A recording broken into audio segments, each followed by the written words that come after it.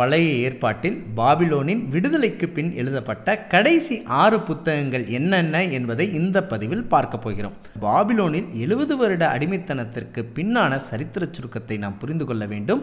இதன் மூலமாகத்தான் கடைசியான 6 புத்தகங்கள் பழைய ஏற்பாட்டில் என்னென்ன என்பதையும் நாம் புரிந்து கொள்ள முடியும்.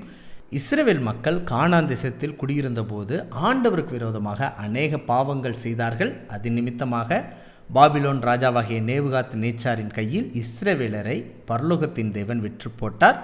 இந்த பாபிலோன் ராஜா எருசலேமுக்கு படையெடுத்து வந்து இஸ்ரவேலரை எருசலேமிலிருந்து பாபிலோனுக்கு அடிமையாக கொண்டு சென்றார். பாபிலோனில் இஸ்ரவேலர்கள் 70 வருடமாக அடிமையாக இருந்தார்கள். பாபிலோன் ராஜ்யத்தை வீழ்த்துவதற்கு மேதிய பெர்ஷிய சாம்ராஜ்யம் எழும்பி வந்தது.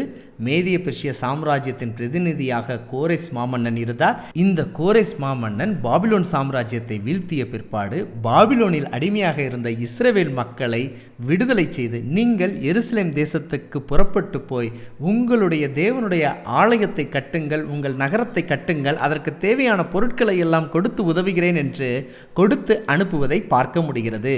இப்படியாக கோரேஸ் மாமன்னனின் மூலமாக பாபிலோனிலிருந்து விடுதலையான சரித்திரத்தை தான் எஸ்ரா புத்தகத்திலும் நெகேமியா புத்தகத்திலும் நாம் பார்க்கிறோம்.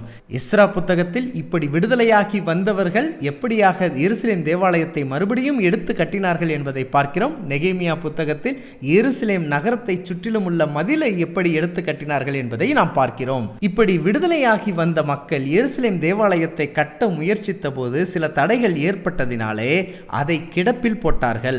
அந்த சூழ்நிலையில் நீங்கள் தேவனுடைய ஆலயத்தை கட்டுவதை கிடப்பில் போடக்கூடாது, நீங்கள் மறுபடியுமாக எழுந்து கட்ட வேண்டும் என்ற உத்வேகத்தை கொடுப்பதற்காக ஆண்டவர் அனுப்பிய தீர்க்கதரிசிகள் தான் ஆகாய் மற்றும் சகரியா. பாபிலோனின் அடிமைத்தனத்துக்கு பிற்பாடு வந்து எழுதப்பட்ட புத்தகங்கள் தான் எஸ்ரா, நெகேமியா, ஆகாய் மற்றும் சகரியா. பின் நாட்களில் எழுதப்பட்ட புத்தகம்தான் மல்கியா புத்தகம் என்பதை நாம் தெளிவாக புரிந்து கொள்ளலாம். இதில் எஸ்தர் புத்தகத்தை இணைத்துக் கொள்ளலாம். எப்படி என்றால், கோரேஸ் மன்னனால் விடுவிக்கப்பட்ட போது பல யூதர்கள் பாபிலோனிலிருந்து எருசலேமுக்கு சென்றார்கள். ஆனால் பல யூதர்கள் பாபிலோனிலே தங்கிவிட்டார்கள். இந்த தங்கின யூதர்கள் மத்தியிலே மரண சட்டம் ஒன்று இயற்றப்பட்டு அதிலிருந்து எப்படி எஸ்தர் ராஜாத்தி அவர்களை காப்பாற்றினாள் என்ற காரியத்தின் சரித்திரம் தான் எஸ்தர் புத்தகம் பதிவு செய்யப்பட்டு இருக்கிறது.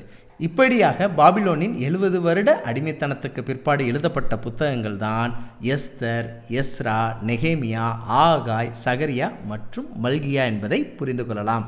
இந்த கண்ணோட்டத்தில் இந்த புத்தகத்தை வாசித்தால் தெளிவாக நாம் புரிந்து கொள்ளலாம். மீண்டும் ஒரு தகவலுடன் இணைகிறேன்.